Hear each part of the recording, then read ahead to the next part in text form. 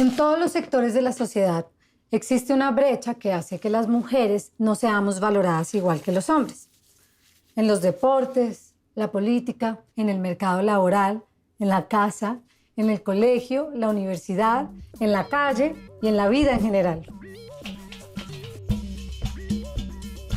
¿Cómo poder hablar de lo que no se habla, de lo que es tabú? Porque es que la sexualidad está implícita en todos los seres. Obviamente ser trans es difícil en Colombia porque es un país súper machista. ¿No cree que aquí es donde tenemos que empezar a generar todo este tipo de trabajos con la comunidad? Preservativo. Siempre decimos que para cambiar lo que necesitamos es educación, aunque en este caso es más difícil, porque es en las familias y en los colegios en donde les están diciendo a los niños que pueden hacer lo que quieran, mientras a las mujeres nos están preparando para administrar el hogar, que es la forma bonita de decir hacer oficio.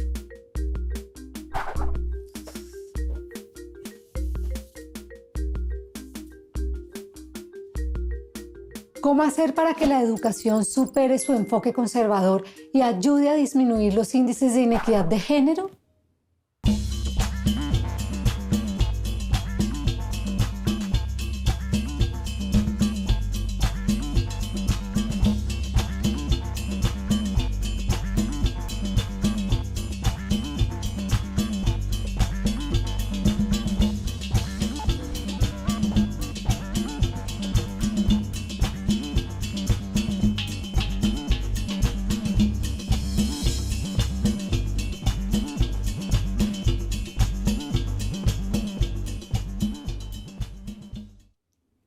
La desigualdad entre hombres y mujeres empieza desde que somos niños y principalmente en términos de educación sexual. Nuestra sociedad se ha negado a hablarles de sexualidad a niños y jóvenes y esto trae graves consecuencias sobre cómo la viven y la siguen viviendo cuando crecen. Es por eso que es tan importante una educación sexual integral que tenga como consecuencia lo que se conoce como ciudadanía sexual. En este proceso es muy cotizada las jornadas de la mañana. Quizá ese fue el principal motivo por el cual escogí el Gerardo Paredes. La problemática de los robos de celulares, la problemática del microtráfico, mejor dicho, era como si no hubiera llegado a trabajar en una institución educativa, sino a un reclusorio. Y ahí es cuando me empiezo a enterar de todas estas historias de vida de violencia y especialmente de la violencia sexual. Me sorprendió tanto la naturalidad con la que contaban, como así como todo ser humano tiene que aprender a caminar, aquí había una naturalidad de que tarde que temprano me iban a abusar. Aquí lo raro era que no pasara. Y yo no lo podía creer. Dentro del proyecto que ideamos como maestro también de ciudadanía sexual, un proceso para combatir las violencias de género en el sector, los feminicidios, pero principalmente para generar actitudes responsables de nuestros adolescentes frente a la sexualidad y la prevención de la paternidad y la maternidad temprana. Una de las peores consecuencias de nuestra deficiente educación sexual es la tasa de maternidad entre menores de edad. Según Naciones Unidas, la tasa de maternidad entre mujeres de los 15 a los 19 años es de 66,5 entre cada 1000. En Colombia, en 2018, se registraron 123.223 nacimientos por embarazos de adolescentes de 15 a 19 años. En Bogotá, es de 37,5 por cada 1000, mientras que en departamentos como el Valle del Cauca es de 43,4 y en Caldas de 43,8, mientras que en Caquetá es de 96, Arauca 98,3 o Guainía 102,3.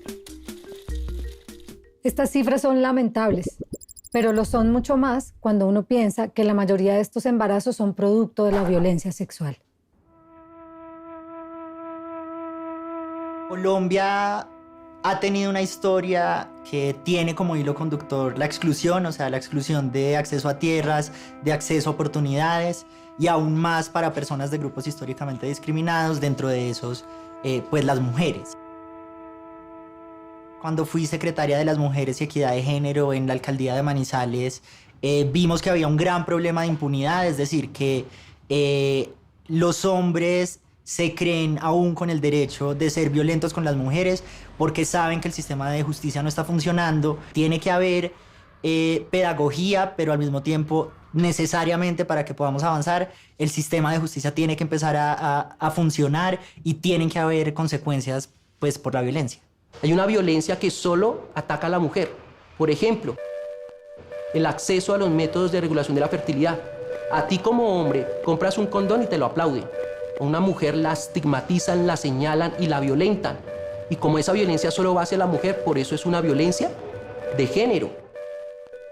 Y al mismo tiempo, pues también hay toda una carrera de mujeres que han ido avanzando en empoderar mujeres, en enseñarles a poner límites.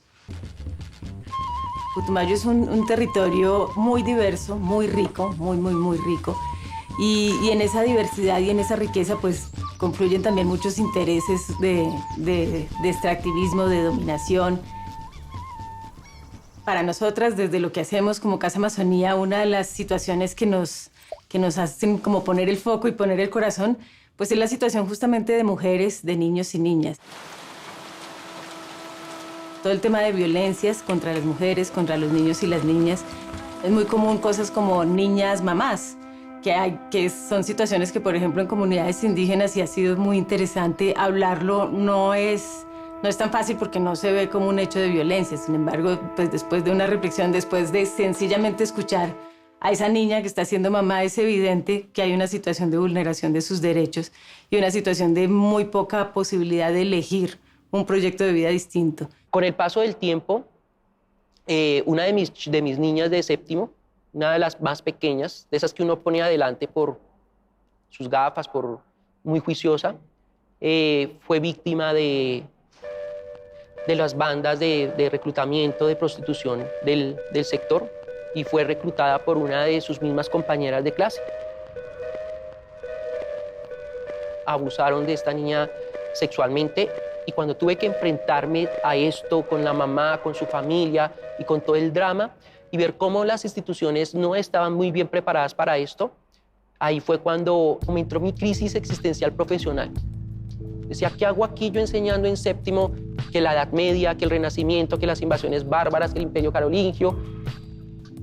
Y ahí fue cuando dio resultado todo de la integración curricular de la ciudadanía sexual, el enfoque diferencial y de géneros. Y se estructuró acá en el colegio todo con investigación, con el levantamiento de datos, con los mismos estudiantes y sus familias, todo con pertinencia, no a la creencia del profesor, no lo que yo creo como adulto.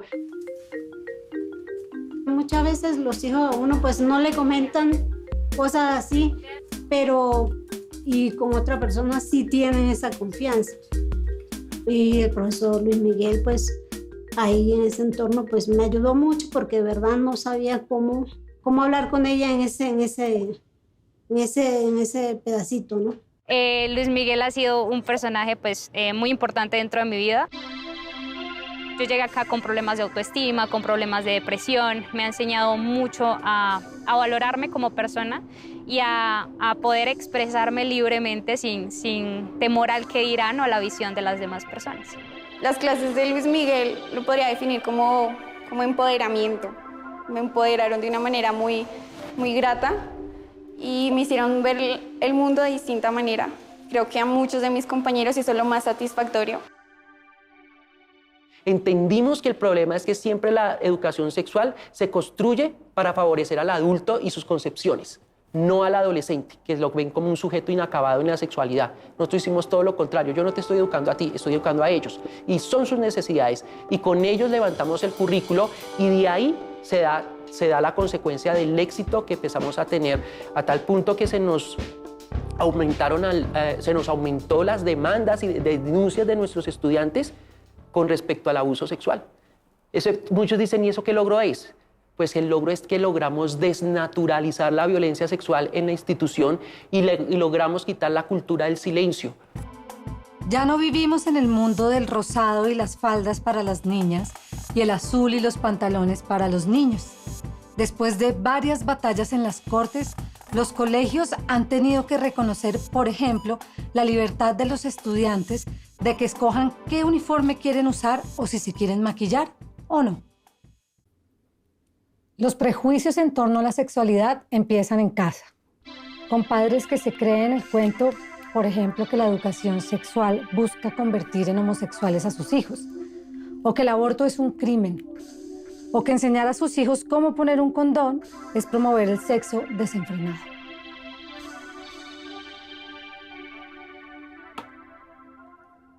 Es un poco difícil, complicado, porque sí, los adultos tienen una perspectiva de la educación sexual muy distinta y como que aún hay mucho tabú y mucho paradigma alrededor del tema y que tratándolo evitaríamos muchos de los problemas que actualmente tenemos con la juventud y la adolescencia. Siempre que se ha intentado hacer una reforma relacionada con género en el sistema educativo, ha habido una gran respuesta en contra. Históricamente se ha usado la educación sexual o de género en el colegio de forma política para generar pánico sexual en padres, en la comunidad en general, en sectores religiosos, y ha sido muy difícil empezar esa discusión desde los colegios. ¡La lucha continúa! Como seres humanos es una realidad la diversidad de género, la diversidad en la orientación sexual, y es una realidad que también, aunque ha estado muy invisible, y de esos asuntos tabú en lo rural, en comunidades indígenas, también en comunidades afros, pues es una realidad y está pasando. En las veredas más alejadas, pues personas que han decidido hacer su tránsito, por ejemplo, pero entonces también evidenciar todas las carencias en términos de acceso a derechos que tienen por el hecho de haber decidido hacer el tránsito. Cuando iniciamos todo este proceso, los mismos estudiantes generaron un centro de interés que se llamó Movimiento Diverso Gerardista. Este centro de interés estaba diseñado no solo para la diversidad sexual, sino para todas las diferencias que tenían nuestros estudiantes y que eran no bien vistas dentro de la institución educativa. Cuando empezamos a hacer la revisión, nos dimos cuenta que había muchísima normatividad que era machista y homofóbica. Y empezamos a transformarlo y fue cuando empezamos a tener nuestra primera personera y personero de la población LGBT, y eso ayudó a que los estudiantes empezaran a desestigmatizar toda la diversidad y entender que eso simplemente es una parte más de la vida. Y todavía seguimos empoderando a estos estudiantes a partir del gobierno escolar. El hecho de que existan productos que solo nos cuestan a las mujeres se le conoce como impuesto rosa o rosado. Y tiene mucho sentido, porque es como si tuviéramos que pagar por el simple hecho de ser mujeres. Mientras Escocia se ha convertido en el primer país del mundo en entregar por ley productos de higiene menstrual de manera gratuita, 600 millones de mujeres, entre ellas 250 millones de jóvenes, no tienen acceso a productos adecuados para usar durante su periodo menstrual. En Colombia, una mujer gasta entre 20.000 y 30.000 pesos al mes en productos como toallas higiénicas o tampones, lo que se traduce en aproximadamente 240.000 y 360.000 pesos al año. ¿A cuánto puede llegar esa cifra a lo largo de toda nuestra vida? B-Girl nació de hecho de un viaje. Tuve la suerte de viajar a esta parte rural de Uganda, en Mbarara, y trabajando tan cerca de estas comunidades, en particular de mujeres, a través de una cooperativa de artesanías, me di cuenta de la necesidad tan grande que había por falta de acceso a protección menstrual. Yo me empecé a dar cuenta porque muchas niñas estaban viniendo a pedir trabajo en nuestra cooperativa y pues eran niñas que obviamente tenían que estar estudiando. Y pues cuando tú empiezas a preguntar, ¿qué pasa? ¿Tú por qué no estás yendo a la escuela? ¿Por qué estás aquí pues básicamente pidiendo trabajo? Te das cuenta que las niñas básicamente cuando les llega la menstruación empiezan a faltar al colegio. Y si tú te pones a acumular esto, son casi 4 días al mes. Eso es casi la cuarta parte de un año escolar. Entonces, pues su nivel académico baja Y pues hombre, también con las matrículas bien costosas, los papás resuelven por literalmente sacarlas de la escuela y ponerlas a trabajar. Nos dimos cuenta que no solamente era un problema el acceso a la toalla sanitaria, sino también a la ropa interior, y por eso decidimos pues darle esta forma, que es un panty que pues obviamente tiene las dos soluciones en una. Funciona como panty y como toalla sanitaria. Creo que todavía hay mucha desigualdad entre mujeres y hombres, que las mujeres le llevan mucho tiempo de ventaja a los hombres en preguntarse qué significa para ellas la libertad. Entonces las sufragistas lograron el derecho al voto, empiezan a ingresar a espacios de trabajo donde antes no se aceptaban mujeres, y creo que estamos en un momento en la que romper el silencio se está volviendo en una estrategia o en un momento histórico donde las mujeres nos cansamos de la impunidad y decimos pues no tengo por qué guardar el secreto de que fui violentada, no tengo por qué proteger a mi agresor, y creo que eso cada vez está ganando pues como más posicionamiento en este momento. Teníamos dos problemas: el abuso sexual en primaria y el trauma de los chicos de 10º y 11 que habían sido abusados y que no lo habían superado. Cuando empezamos, estos chicos, que llamamos sobrevivientes de abuso sexual, empezaron a integrarse en los talleres de prevención. Ellos mismos lo solicitaron. Nos decía: profe, yo pasé por eso, lo que le está pasando a esa niña. Yo sé qué decirle, porque yo ya pasé por eso.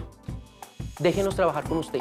Y lo más bonito de todo, bueno, fue que los mismos chicos de 10º y 11 decían: profe, es que algo me está pasando, y es que al ayudar a estos estudiantes más pequeños, siento como si yo me estuviera ayudando en el pasado.